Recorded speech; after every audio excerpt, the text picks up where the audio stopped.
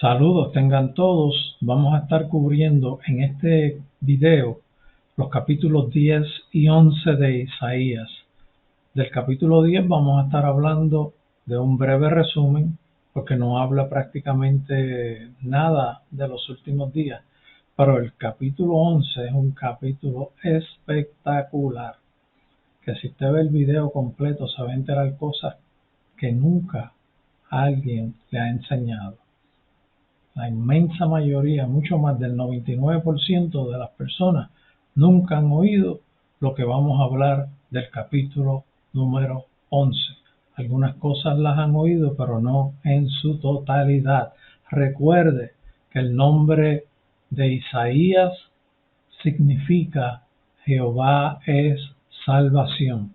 Eso es lo que Dios siempre gestiona en todo lo que hace cuando interviene con los hombres. Así que le invitamos para que se entere de lo que dice el capítulo 10, pero principalmente el capítulo número 11.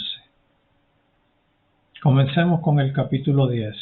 En este capítulo hay un ay cuando se describe la conducta de los líderes del reino de Judá, cuando se detalla cómo oprimen a los pobres y se les anuncia nuevamente un juicio con grande devastación por el pecado que hay en el pueblo de Judá. También Dios promete que con ese juicio Él va a lograr separar, preparar, formar su remanente fiel, que es siempre el propósito que Dios desea con su pueblo, levantar los más que puede, pero en ocasiones lo que Él logra es levantar un remanente fiel, y con ese remanente fiel Él sigue trabajando hasta lograr su propósito final. Continuemos. Comencemos ahora con el capítulo número 11, que nos habla del reinado del Mesías, y esto ocurre al final de los últimos días del tiempo final, incluyendo el milenio. El verso 1 dice: saldrá una vara del tronco de Isaí, y un vástago retoñará de sus raíces.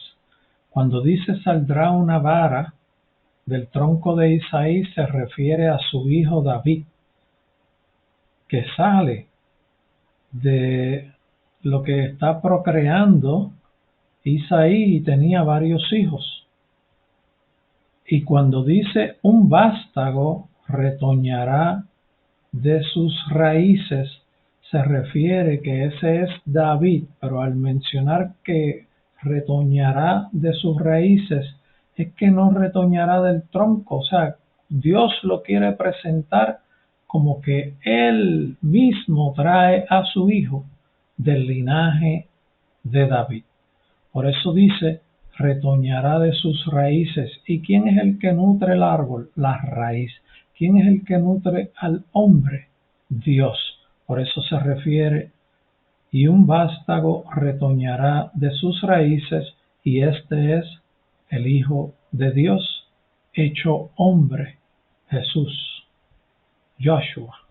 Verso 2 dice: y reposará sobre él el Espíritu de Jehová, espíritu de sabiduría y de inteligencia, espíritu de consejo y de poder, espíritu de conocimiento y de temor a Jehová. Fíjense que el mismo Hijo de Dios, cuando viene a la tierra, necesita, escuche bien, necesita que el Espíritu de Jehová repose en él. Necesita que el Espíritu de Jehová se pose en él. Necesita del Espíritu de Jehová para administrarse bajo la dirección de Dios. ¿Y cuál es el Espíritu de Jehová? El Espíritu de Jehová es el Espíritu Santo. O sea, en otras palabras, este verso número 2 nos dice: y Jesús necesitará del Espíritu Santo. Jesús recibirá el Espíritu Santo. El Espíritu Santo reposará sobre Jesús. Y el Espíritu Santo le dará sabiduría. El Espíritu Santo le dará inteligencia. El Espíritu Santo le hará trabajar en forma de sabiduría e inteligencia, recibiendo consejo del Espíritu Santo. El Espíritu Santo le dará poder. El Espíritu Santo le dará conocimiento y temor de Jehová. Fíjense, y temor de Jehová. El mismo Hijo de Dios, cuando vino a la tierra y se hizo hombre, necesitó recibir temor de Jehová. Y ese es el principio de la sabiduría. Recibió sabiduría, inteligencia, espíritu de consejo. El Espíritu Santo le aconsejaba qué hacer. Y espíritu de poder con autoridad, espíritu de conocimiento y espíritu de temor a Jehová. Cuando el Hijo de Dios vino a la tierra no sabía hablar. Cuando el Hijo de Dios vino a la tierra no sabía el nombre de su madre física, no sabía el nombre del esposo de su madre física, que fue quien le cuidó también. Fue aprendiendo poco a poco. ¿Quién le enseñó? El Espíritu de Jehová y sus padres también. El verso 3 dice: y le hará entender diligentemente en el temor de Jehová.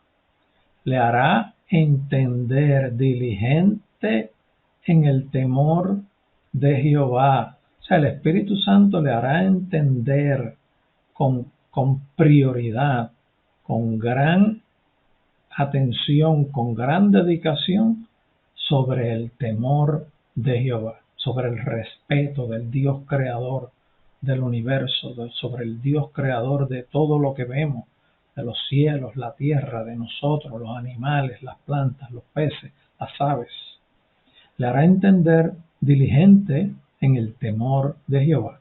No juzgará según sus ojos, según su vista, ni arguirá por lo que oigan sus oídos. Miren esto que es bien importante, en donde se equivocan frecuentemente, bien frecuentemente, prácticamente todos los hombres sobre la faz de la tierra, incluyendo los líderes, los ministros, los pastores, los evangelistas, los apóstoles, los profetas, los maestros, prácticamente la iglesia completa, alejada de este gran aprendizaje, que se dejan llevar por lo que ven y lo que oyen, y bien poco por lo que el Espíritu les dice.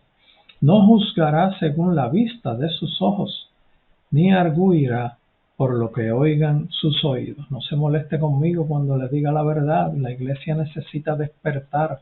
La iglesia se guía más por la vista y por los oídos que por el Espíritu Santo. Esa es la realidad. Así que yo soy responsable de decirles la realidad. Continuemos. Miren cómo dice el verso 4. Sino que juzgará con justicia a los pobres. Recuerden lo que mencionamos del capítulo 10. Hay una continuidad en la expresión de la palabra.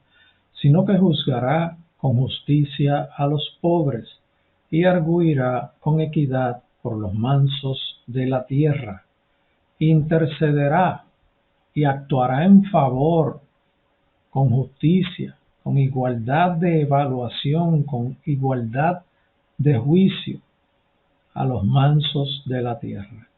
Los defenderá en justicia, los defenderá en juicio, defenderá lo que es real, lo que es verdad, no estará defendiendo altos ni grandes intereses. De quien se está hablando ahora es de Jesucristo, el Hijo de Dios, cuando esté en la tierra.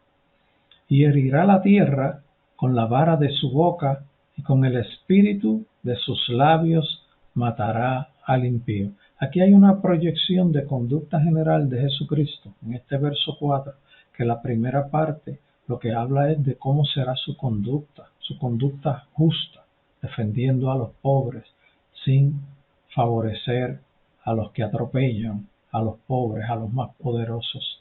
Y herirá la tierra con la vara de su boca, y con el espíritu de sus labios matará al impío. Aquí hay un evento que que se describe ya cuando llega su segunda venida. Esta parte B del versículo 4 se refiere a lo que ocurre en su segunda venida en el valle de Jezreel.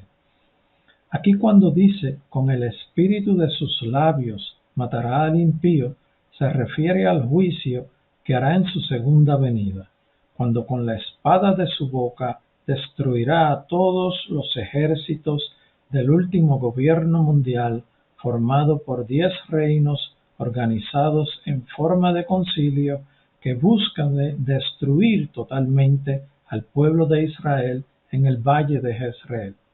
Esto es cuando el gobierno mundial, al final de los 7 años, ya prácticamente por concluir el periodo de los 7 años, rodeará al pueblo de Israel con todos los ejércitos de todas las naciones de la tierra con el propósito de destruir al pueblo de Dios. Esto es el plan del enemigo, de destrucción total de la obra de Dios, en donde también ha estado persiguiendo a los cristianos, matándolos. Aquí llega Jesucristo en su segunda venida y con la espada de su boca mata y destruye a todos esos ejércitos y hace grande juicio. Y será la justicia cinto de sus lomos y la fidelidad ceñidor de su cintura. Aquí se está refiriendo a cómo es su conducta. Y será la justicia cinto de sus lomos. La justicia será lo que impere en todo su actuar cuando esté reinando sobre la tierra durante el milenio. Y la fidelidad ceñidor de su cintura, o sea, totalmente fiel, actuando en justicia, totalmente justo y totalmente fiel. Esto tendrá un cumplimiento abarcador durante el reino milenial. Aquí en estos versos del 6 al 9 tenemos una descripción de cómo será la conducta de los animales, de los hombres en el milenio. Miren cómo dice: morará el lobo con el cordero, y el leopardo con el cabrito se acostará. El becerro y el león y la bestia doméstica andarán juntos, y un niño los pastoreará. Miren la conducta en donde el lobo estará junto con el cordero, cuando actualmente el lobo con hambre mata a un cordero para comérselo, y el cordero pues prácticamente indefenso, que es su forma natural de ser. Pero aquí habitarán juntos. No habrá ningún acto de dominio de uno sobre el otro para tener alimento. El leopardo con el cabrito se acostará. Incluso un leopardo que fácilmente devora a un cabrito con hambre, se acostarán juntos, descansarán juntos, disfrutarán del medio ambiente en descanso juntos. El becerro y el león y la bestia doméstica andarán juntos. Un león andará junto con los becerros, con la bestia doméstica. No habrá ataques entre unos y otros, y un niño les pastoreará. Un niño no tendrá ningún problema con pararse al lado de un león, con pararse al lado de un lobo. No tendrá ningún problema. Nadie atacará a nadie. Habrá una armonía de vivienda entre todos estos seres, animales y hasta un niño, que es lo que Dios está representando aquí. Niño indefenso no será atacado por los animales que hoy día actúan en defensa por alimentarse. La vaca y la osa hacerán, o sea, la osa que prácticamente devora para comer carne. La vaca y la osa pasarán, sus crías se echarán juntas. No habrá peligro ninguno entre ellas. No habrá peligro de que la osa le coma el becerro a la vaquita. El león, como el buey, comerá paja. Se alimentarán de la vegetación de la tierra, ya no se comerán unos a otros. El niño de pecho jugará sobre la cueva del áspid, y el recién destetado extenderá su mano sobre la caverna de la víbora. Fíjense de esto, vuelvo y leo.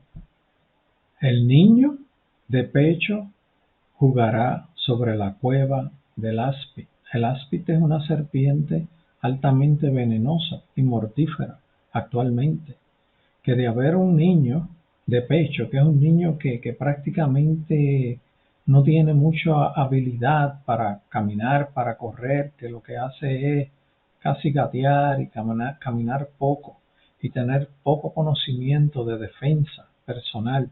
El niño de pecho jugará sobre la cueva del áspid, jugará sin ningún temor, sin ningún pensamiento de que le va a hacer daño la serpiente. Incluso la serpiente no le hará daño estando él ahí jugando. Y el recién destetado, que es el que ya camina, corre un poco, extenderá su mano jugando, explorando, averiguando qué es lo que hay ahí, extenderá su mano sobre la caverna de la víbora y nada le pasará. Nada le pasará. Así es, así será el milenio. No harán mal ni dañarán en todo mi santo monte, porque la tierra será llena del conocimiento de Jehová, como las aguas cubren el mar. Todo esto estará ocurriendo en el milenio, y nada hará daño a nada. No harán mal ni dañarán en todo mi santo monte, porque la tierra será llena del conocimiento de Jehová, como las aguas cubren el mar. Desde Jerusalén su gloria cubrirá toda la tierra, la gloria de Jehová, la presencia de Dios, gobernando a los hombres y a toda la tierra. Desde Jerusalén irradiará su dominio, su paz, su gloria sobre toda la tierra, y esta será la conducta de los animales y de los niños, que es mucha más descriptiva que la conducta de los hombres, describiendo cómo domina la presencia de Dios sobre la tierra, reinando en el reino milenial desde Jerusalén, desde Sión. Así será el reino de Dios en el milenio. Mire cómo también continúa Dios describiendo, usando a Isaías, cómo será el milenio. Aquí hace una referencia a cómo será la conducta hacia Jesús. Verso 10 dice: acontecerá en aquel tiempo que la raíz de Isaí, y ya vimos que la raíz de Isaí es el Hijo de Dios, que viene de la descendencia de Isaí, David y así subsiguientemente. Acontecerá en aquel tiempo que la raíz de Isaí, la cual estará puesta por pendón a los pueblos, será buscada por las gentes, y su habitación será gloriosa. Fíjese que dice, será puesta por pendón, será puesta por dominio, por estandarte, por baluarte, por algo altamente significativo hacia todos los pueblos. Será buscada por las gentes y su habitación será gloriosa. Aquí este verso lo que nos quiere decir es que durante el milenio las personas, los habitantes de la tierra buscarán de la presencia de Jesús para recibir orientación, para recibir dominio, para recibir sabiduría, para recibir bendición. Buscarán a Jesús, y aquí incluye al pueblo de Dios, que prácticamente la gran parte del tiempo no ha reconocido que el Hijo de Dios ya vino por primera vez a la tierra. Actualmente los que viven en Israel son bien pocos los que saben que que el Hijo de Dios ya vino a la tierra, que Yeshua ya vino a la tierra. Aquí, cuando venga la segunda venida de Cristo, en el valle de Jezreel dirán: Dios mío, estábamos equivocados, creíamos que tú no habías venido y eres el Hijo de Dios, como está prometido, como han predicado todos estos cristianos durante tantos cientos de años. Perdónanos, Señor, y Dios los restituirá. Y durante el milenio le buscarán con mucho amor y mucho deseo, en grande arrepentimiento, Dios logrando lo que se propuso, que su pueblo se acercara a Él y su pueblo redimido buscara de la presencia de Dios para servirle en espíritu y verdad. Vuelvo y leo el verso con las explicaciones. Acontecerá en aquel tiempo que la raíz de Isaí, y fíjese que dice la raíz de Isaí, lo que significa que proviene de lo divino. Este es Jesucristo, que es antes de David y antes de Isaí, la cual estará puesta por pendón a los pueblos, será buscada por las gentes, las naciones buscarán de la gloria de Jesús durante el milenio y su habitación será gloriosa. Durante el milenio habrá un dominio de paz y de autoridad ocasionado por la presencia de la gloria de Dios sobre toda la tierra, tanto que la conducta entre los animales cambiará, formándose en ellos una convivencia pacífica. Miren esta explicación del milenio, que es bien importante para que aprendan cosas que la inmensa mayoría de ustedes todavía no saben. Leo: durante el milenio existirá en la tierra un estado parecido al del jardín del Edén. Esto es ocasionado por la presencia de Dios gobernando directamente la tierra desde Jerusalén. Esto también es así porque el enemigo, con todo su ejército de las tinieblas, estará encerrado durante los 1000 años que durará el reino milenial. La diferencia que tendrá con respecto al jardín del Edén será que Adán y Eva, en el comienzo de estar en el jardín, no tenían pecado. Por lo tanto, no tenían naturaleza pecaminosa. En el milenio, los habitantes de la tierra sí tienen la naturaleza pecaminosa adquirida por el pecado de Adán. Pero el enemigo de las almas no estará presente tentándoles para que cometan pecado. La naturaleza, la convivencia, el estado de los hombres durante el milenio será, en cierta forma, bien parecida a lo que ocurrió en el jardín del Edén antes de que Adán y Eva pecaran. ¿Por qué es parecida? Porque la presencia de Dios estará presente, continua y bien firme sobre toda la faz de la tierra. La presencia de Dios es majestuosa. La presencia de Dios irradia gloria. La presencia de Dios irradia todo, toda su naturaleza. De igual forma que ocurría en el jardín del Edén. En ese aspecto, el milenio es igual que como se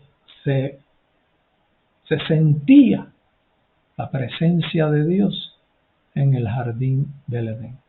En ese caso, el milenio y el jardín del Edén son parecidos, porque Dios no cambia ni se muda.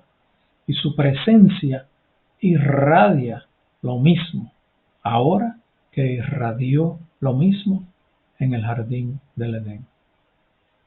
La única diferencia es que si los hombres traen su naturaleza pecaminosa, pero con la presencia de Dios son ayudados a dominarse porque reciben de esa irradiación de gloria y paz y les ayuda a mantenerse sin pecado.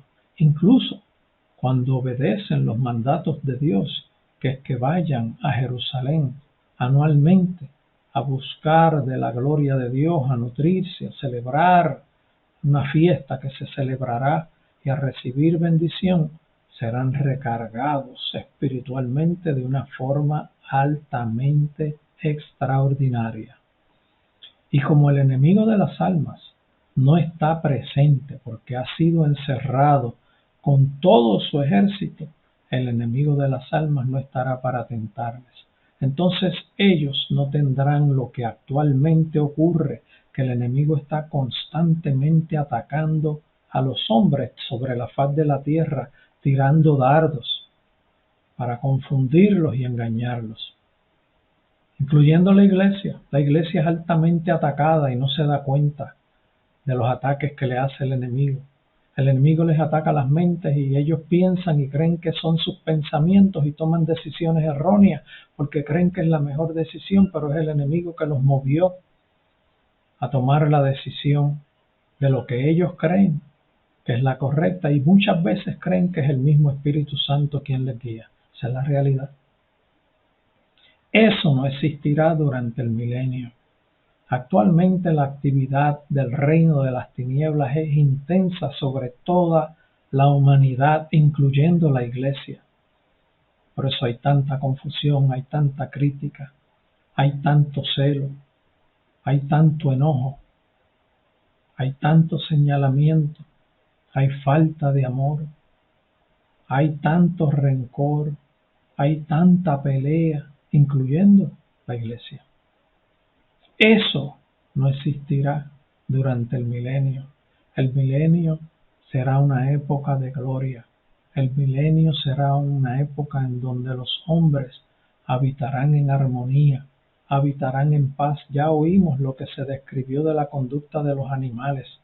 Esa conducta de los animales es el efecto de la presencia de Dios. Así era en el jardín del Edén antes de la caída del hombre.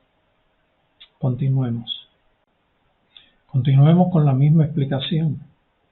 Los habitantes también tendrán la presencia de la gloria de Dios que domina sobre toda la tierra. Ese dominio podemos verlo también marcado aún en los animales, como los describe los versos que leímos anteriormente. Durante el milenio, el pueblo de Dios estará enseñando a las naciones cómo deben comportarse y cómo deben servir al Señor. También se les anunciará cuáles son las consecuencias de no obedecer esas enseñanzas. Hay un señalamiento de que los pueblos, las naciones que no obedecieron o que no obedecerán el mandato de reunirse en Jerusalén, sobre ellos habrá castigo, y ese castigo ocurrirá durante el milenio. Uno de los castigos será: sobre sus pueblos no caerá lluvia. Por lo tanto, si sobre sus pueblos no caerá lluvia, la bendición del fruto de la tierra mermará. Dios estará gobernando en el milenio con grande justicia y su pueblo enseñará a los demás pueblos cómo deben comportarse y se hablará de todo lo que Dios mande hablar para honra y gloria de su reino. Miren otra descripción que Dios nos da usando al profeta Isaías de eventos que ocurrirán en los últimos días.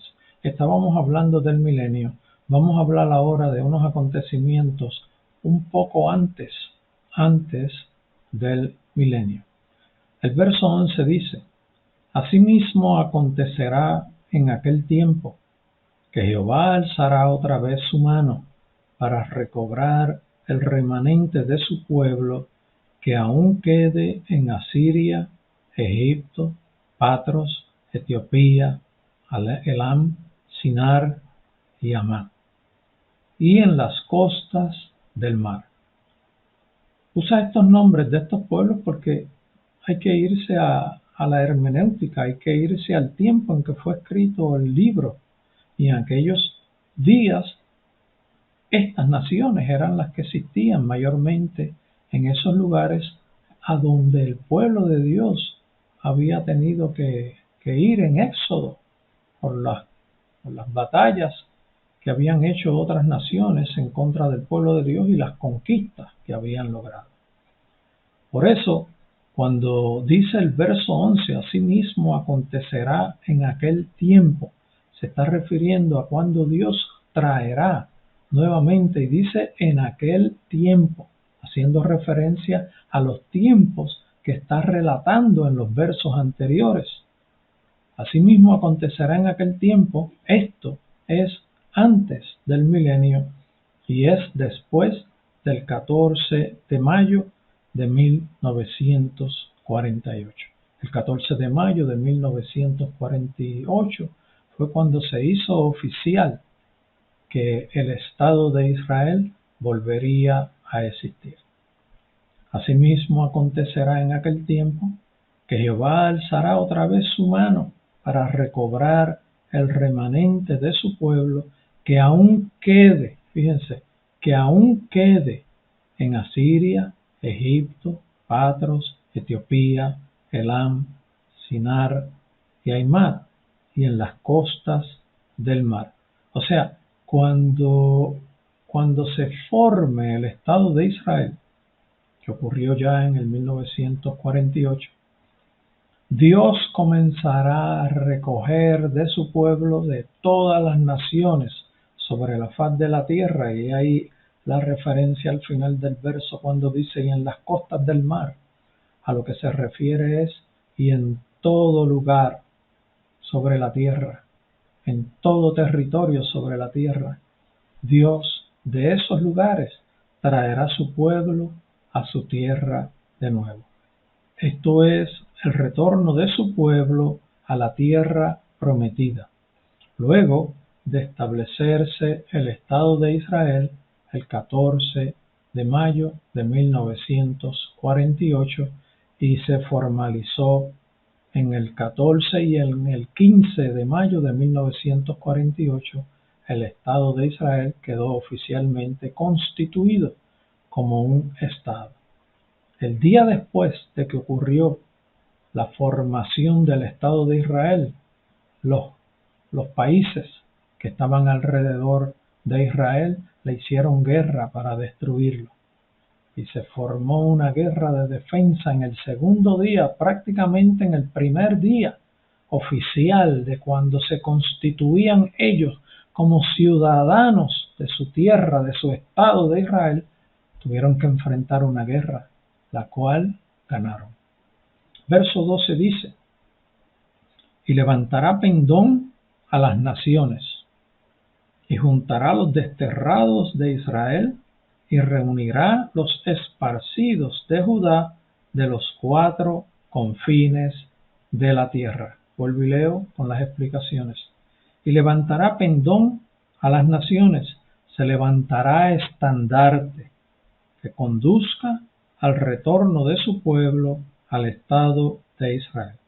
Esto ocurrió después de la Segunda Guerra Mundial, cuando se constituyó en Estado Israel el 14 y el 15 de mayo de 1948.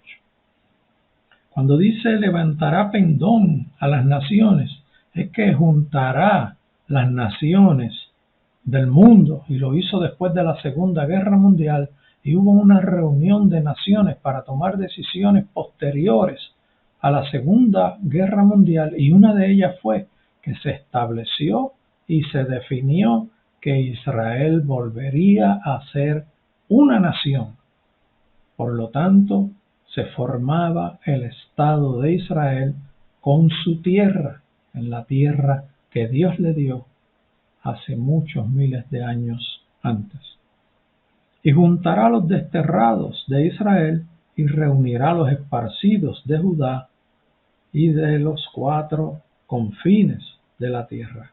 Juntará los esparcidos de Judá desde los 4 confines de la tierra. Fíjese que dice: y juntará los desterrados de Israel y reunirá los esparcidos de Judá, porque Israel, que eran 10 tribus, las tribus que estaban en el norte, en el reino del norte, fueron esparcidas en una época antes de que Judá fue esparcida. Por eso es que dice: y el regreso de la tierra de Israel será establecido, juntará los desterrados de Israel y reunirá los esparcidos de Judá. O sea, juntará nuevamente los que fueron esparcidos por diferentes partes del mundo, los del reino del norte, y juntará nuevamente los del reino del sur, y los traerá unidos a la tierra que Dios les dio. Este regreso a la tierra de Israel comenzó poco después del 14 de mayo de 1948, y esto representa y marca una fecha bien especial. La Biblia define que posterior a este evento, posterior a la fecha del 14 de mayo, porque ocurrió el 14 de mayo, este evento define el comienzo del principio de dolores, a lo que la Biblia se refiere y menciona en muchas ocasiones. Miren cómo continúa la explicación de los versos que hemos leído anteriormente. El verso 13 dice: y se disipará la envidia de Efraín, y los enemigos de Judá serán destruidos. Efraín no tendrá envidia de Judá, ni Judá afligirá a Efraín. Vamos a explicar este verso. Y se disipará la envidia de Efraín. Efraín era la tribu dominante en las 10 tribus que se separaron de básicamente la promesa de Dios que venía por Judá. Se disipará la envidia, y a consecuencia de esa envidia que tenían ellos, porque ellos no eran los seleccionados por donde vendría el Mesías, ya eso no existirá más. Esto es una victoria grande que Dios logra. Ya no hay división en el pueblo de Israel, ya no hay división entre el reino del norte y el reino del sur. Ahora mismo, las 12 tribus están unidas, no hay división. No hay una que quiera separarse, no hay como era antes 10 en el norte separadas de 2 en el sur que guerreaban a muerte. Todo inducido por el ejército de Satanás. Como les había explicado ahorita, hay mucha influencia de Satanás sobre toda la raza humana, incluyendo la iglesia. Continúa el verso diciendo: y los enemigos de Judá serán destruidos. Hay una aclaración adicional en adición a que dijo que ya Efraín no tendría envidia. En todas las guerras en que el pueblo de Israel ha sido confrontado después de la fecha del 14 de mayo de 1948, el pueblo de Dios ha sido vencedor. El pueblo de Dios ha sido vencedor porque Dios le ha dado la victoria, porque es promesa de Dios. Dios ha prometido cuidarlos, y cuando ellos empiezan a alinearse, empiezan a recibir la protección de Dios. El verso 13 termina diciendo: Efraín no tendrá envidia de Judá, ni Judá afligirá a Efraín. Aquí vuelve y repite la envidia que tenía Efraín, prácticamente que eran de las 10 tribus que se separaron, que eran envidiosas porque de ellas no vendría el Salvador del mundo, de ellas no vendría el Mesías, el protector, el defensor, el rey que los llevaría a la victoria, que pensaban ellos que era algo físico. Efraín no tendrá envidia de Judá, ya no tendrá envidia, ni Judá afligirá a Efraín. Bueno, aquí hay un señalamiento a Judá también, que los afligían. ¿Sabe? Como les decía, como que los criticaban. Hey, estése quieto ustedes, que yo soy quien tengo la promesa. Y eso ocasionó la división en adición a la caída espiritual de Salomón, que fue sabio, pero la sabiduría no la supo aprovechar. Y al final de su vida fue un desastre. Por eso ocurrió la gran división en el pueblo de Dios, 10 tribus con Jeroboam y 2 tribus con Roboam. Miren este verso 14, que aquí se empiezan a describir unas cosas espectaculares. Yo estoy seguro que casi nadie ha oído de esto. Parte sí, parte no. Por lo tanto, casi nadie ha oído del total de lo que estamos enseñando. Miren esto, verso 14 dice: sino que volarán sobre los hombros de los filisteos al occidente. Los filisteos habitaban cerca de la costa del Mediterráneo, en tierras de Israel. Sino que volarán sobre los hombros de los filisteos al occidente. Sobre los hombros de los filisteos significa que volarán por el aire, tal como vemos hoy día. Hoy día se vuela por el aire, ustedes saben cómo. Todos regresarán como un pueblo unido. Continúa el verso diciendo, esta parte hace una distinción y una enseñanza aparte. Saquearán también a los de Oriente. Muchas veces la gente no entiende los versos bíblicos porque no estudian la palabra, tan sencillo como eso. Quieren aprender sin estudiar. Eso es muy difícil. Aproveche quien le enseña para que no pase tanto trabajo, que es la inquietud que Dios ha puesto en mí para levantar este pueblo que está prácticamente enajenado de lo que está por acontecer en los últimos días. Incluso los mismos pastores y líderes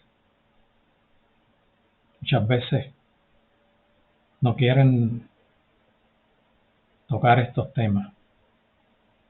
Dice el verso 14 en la parte B: saquearán también a los de Oriente. Hay otros versos en la Biblia que explica lo que quiere decir esto.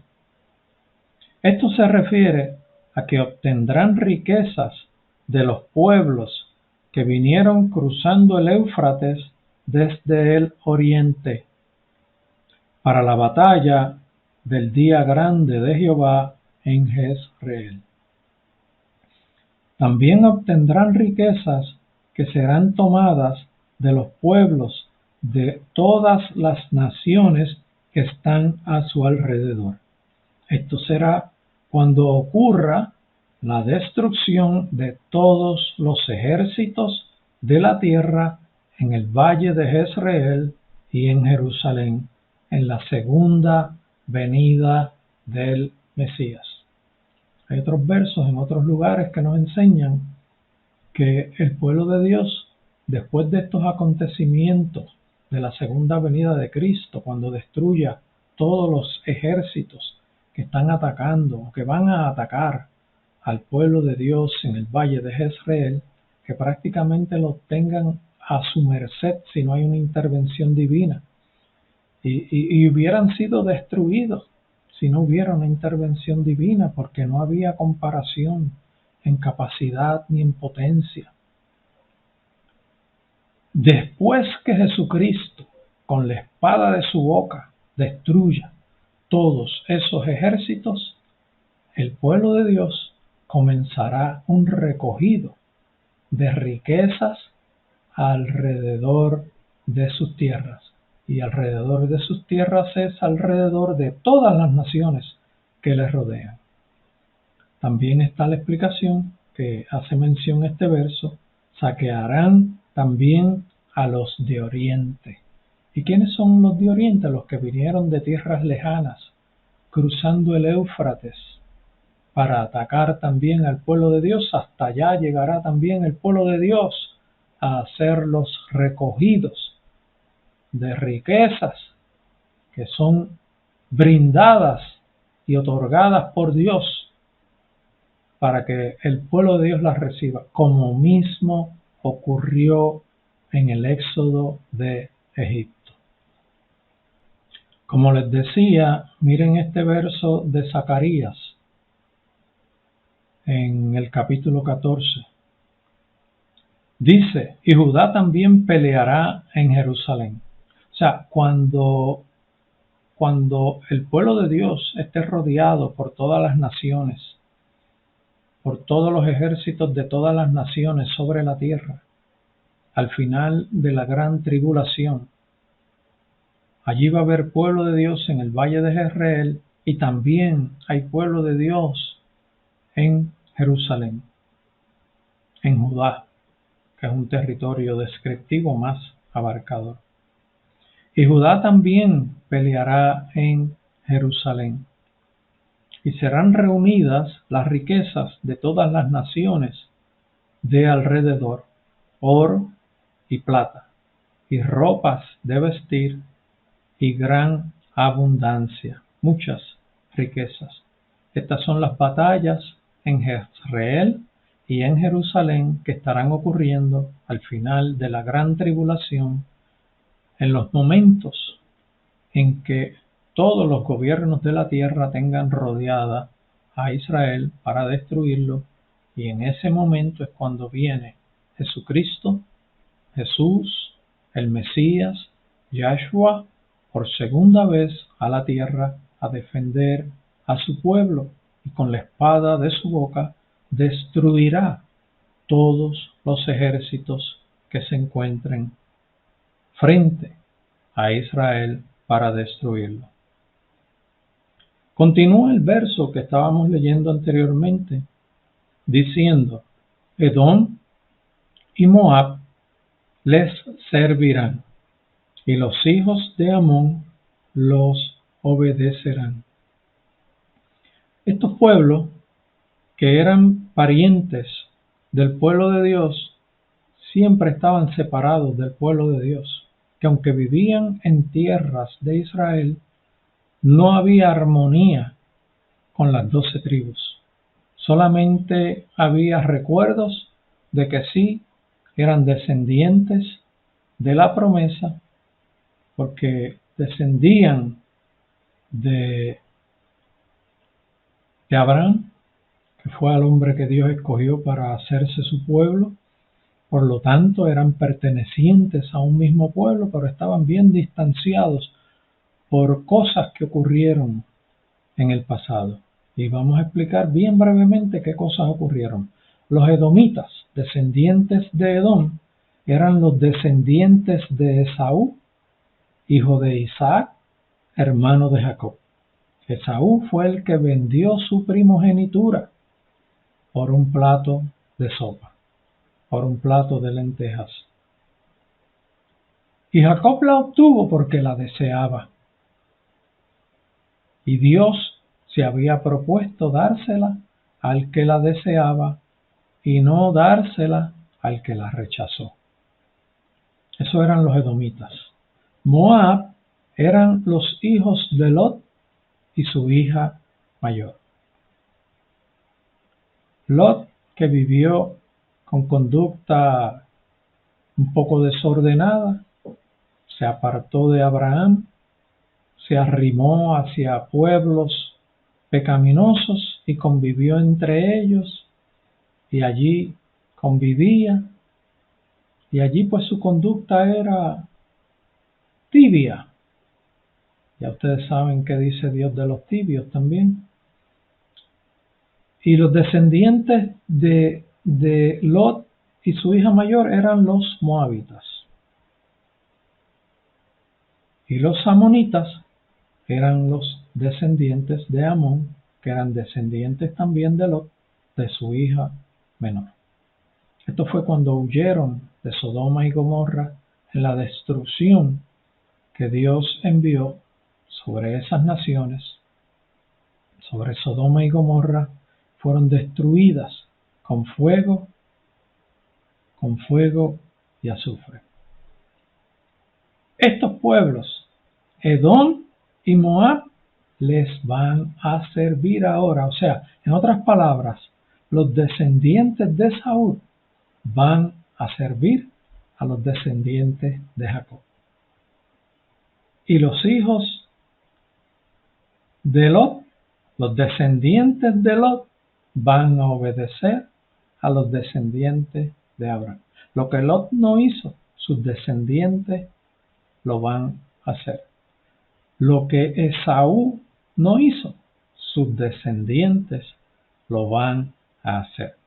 Los descendientes de Esaú van a servir a los descendientes de Abraham, de Jacob, y los descendientes de Lot obedecerán a los descendientes de Abraham, a los descendientes de Jacob.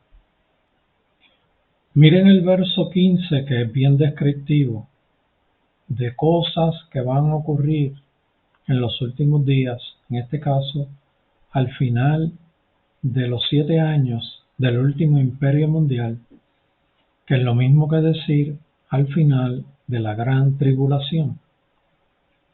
Miren esto, el verso 15 dice: y secará Jehová la lengua del mar de Egipto. Apocalipsis describe un cambio topográfico mayor sobre toda la tierra.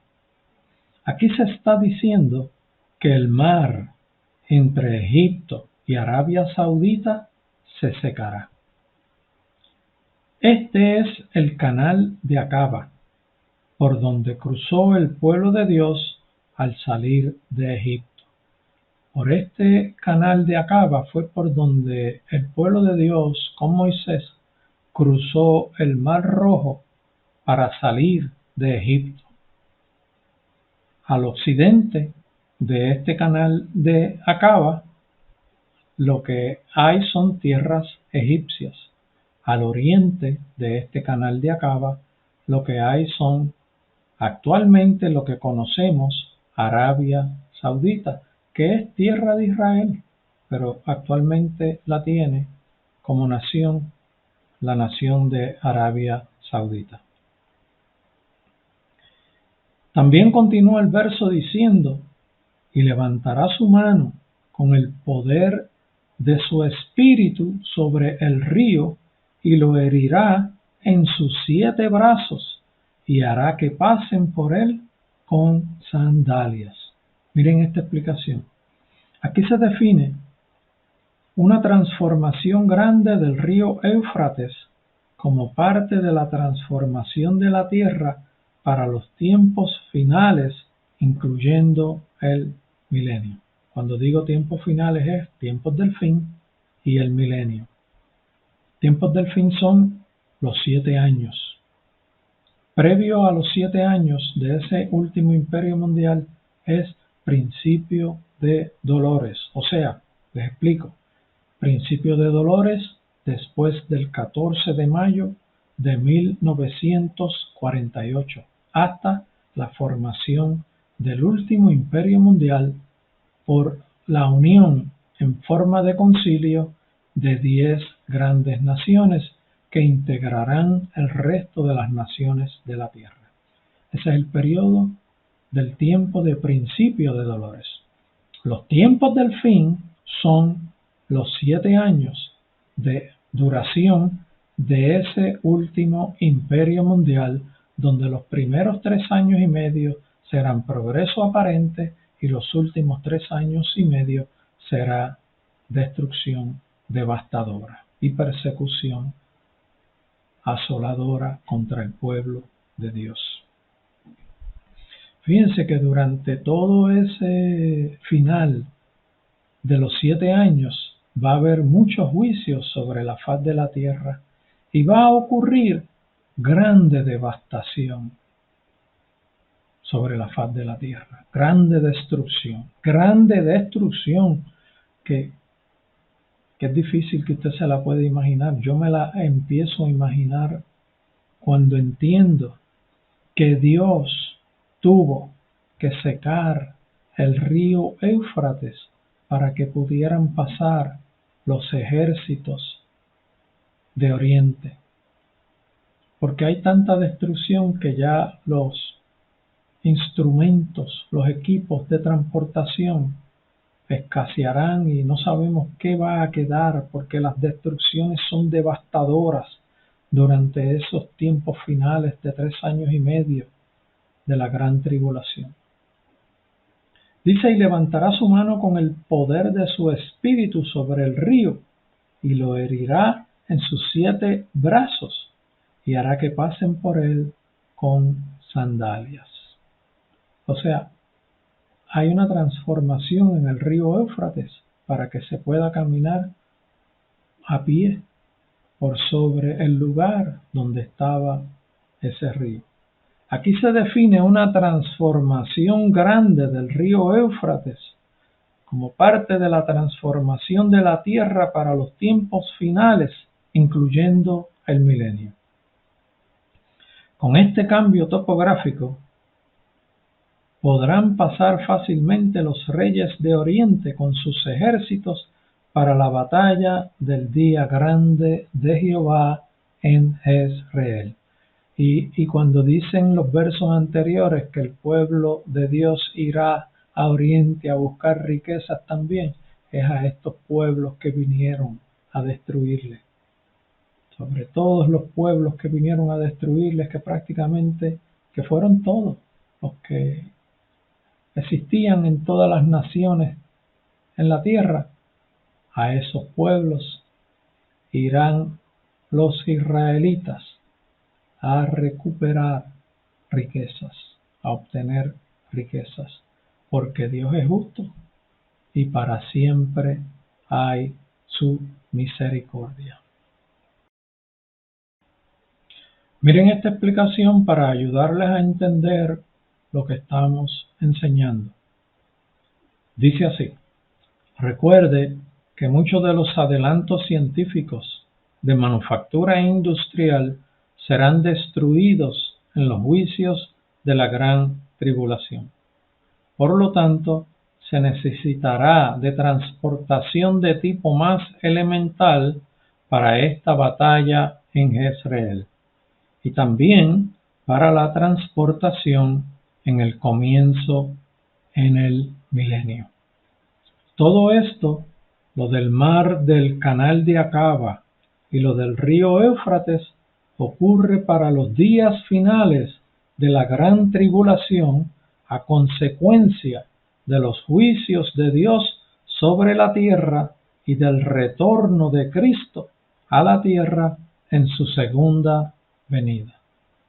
En Apocalipsis capítulo 16, verso 12, se nos dice: el sexto ángel derramó su copa sobre el gran río Éufrates, y el agua de éste se secó, para que estuviese preparado el camino a los reyes de Oriente. O sea que hay un acto divino en donde Dios prepara la situación, el área topográfica del río Éufrates, y lo seca para que puedan pasar. Si es que eso era lo que querían, ¿verdad? Pues Dios les dice: pues pasen los ejércitos que procedían de Oriente a buscar, atacar y destruir a Jerusalén. Los ejércitos que venían de Oriente con la intención de destruir al pueblo de Dios. El sexto ángel derramó su copa, y esto es bien al final de los 7 años, sobre el gran río Éufrates, y el agua de éste se secó, para que estuviese preparado el camino de los reyes de Oriente. Este es prácticamente al final de los juicios de Dios, porque lo único que faltaba era la séptima copa. Ya habían pasado los 7 sellos. Ya habían ocurrido lo que se llama como las 7 trompetas, el toque de las 7 trompetas de juicios de Dios. Y ya habían pasado las primeras copas, las primeras 5 copas. Y aquí está ocurriendo la sexta copa. Después de esta sexta copa, lo único que vino después en juicio fue la séptima copa que Dios derramó. Esto ocurre bien al final de la gran tribulación. Miren la continuación de la explicación que se está relatando en los versos anteriores, en donde mencionaba que se secará el río Éufrates para que puedan pasar los ejércitos que vienen de oriente. Dice también, complementando ese mensaje, el verso 16 lo siguiente: y habrá camino para el remanente de su pueblo, el que quedó en Asiria, de la manera que lo hubo para Israel el día que subió de la tierra de Egipto. Y habrá camino para el remanente de su pueblo, el que quedó en Asiria, de la manera que lo hubo para Israel el día que subió de la tierra de Egipto. ¿Cuándo es que dice y habrá camino? Habrá camino para el comienzo del milenio. Esto lo que quiere decir es que en el comienzo del milenio todavía seguirán viniendo hijos de Dios, del pueblo de Dios, hacia Jerusalén. Y habrá camino para el remanente de su pueblo. ¿Habrá camino por dónde? Por sobre el río Éufrates, que ya fue secado. Porque acuérdense que no va a haber, yo me imagino que la transportación que hoy día tenemos con esos juicios de Dios fue destruida de una forma terrible. Los armamentos que existían fueron destruidos de una forma terrible con todos esos juicios. Por eso Dios tuvo que secar el Éufrates para que pudieran pasar. Porque hoy día podrían pasar con preparativos de equipo y armamento que existe. Dios secó el río Éufrates para que pudieran pasar caminando. Dios secó el río Éufrates para que su pueblo caminara hacia Jerusalén, los que todavía no habían llegado para el comienzo del milenio. Dios secó el río Éufrates porque la transportación ya no sería la misma en el tiempo del milenio, y Dios tiene un llamado a las naciones de la tierra que suban a Jerusalén a buscar, servir a Dios en una fiesta que se celebrará anualmente, y los que no obedezcan recibirán castigo, como mencionamos al principio de este video. Dios establece todo lo necesario para que el hombre pueda servirle, incluso hasta seca un río, para que los pueblos durante el milenio puedan llegar hasta Jerusalén a adorar al Rey, a adorar a Jehová, a adorar a Yahshua, a adorar a Jesús, a adorar al Mesías, a recibir enseñanzas del pueblo de Dios que estará allí reinando con el Señor también. Dios sabe lo que hace. Y si Dios tiene esta inmensa sabiduría para organizar todo y que todo ocurra dentro de su perfecto plan, ¿no debemos nosotros buscarle? ¿No debemos nosotros postrarnos delante de Él y decirle: Señor, perdónanos? Señor, perdóname, no sabía que tú eras tan grande, no sabía que tú eras tan majestuoso, no sabía que tú dominas todo, no sabía que sin ti no hay salvación. Perdóname, Señor. Me arrepiento de todas mis faltas, de todos mis pecados. Limpia mi corazón. Me entrego a ti. Haz de mí una criatura nueva. Lléname con tu Santo Espíritu para poder servirte y alcanzar la gloria que tú has preparado para todos los que te buscan y se arrepienten. Gracias, Señor, por lo que has hecho en mí. Gracias por mi salvación. Sigue ayudándome a acercarme a mí y sigue ayudándome a buscar la santidad. Sigue ayudándome a servirte en espíritu y en verdad, porque tú eres merecedor de la mejor conducta que podamos tener nosotros. Tú eres merecedor de que te obedezcamos, porque sin ti somos nada, sin ti estamos perdidos. Contigo lo tenemos todo, Señor. Gracias por nuestra salvación. Gracias por la vida eterna. Gracias por las bendiciones. Gracias por cuidarnos, por cuidar a nuestra familia, a nuestros hijos, a todos nuestros semejantes. Gracias, Señor. En el nombre de Jesús, te amamos también. Dios te bendiga, pueblo de Dios.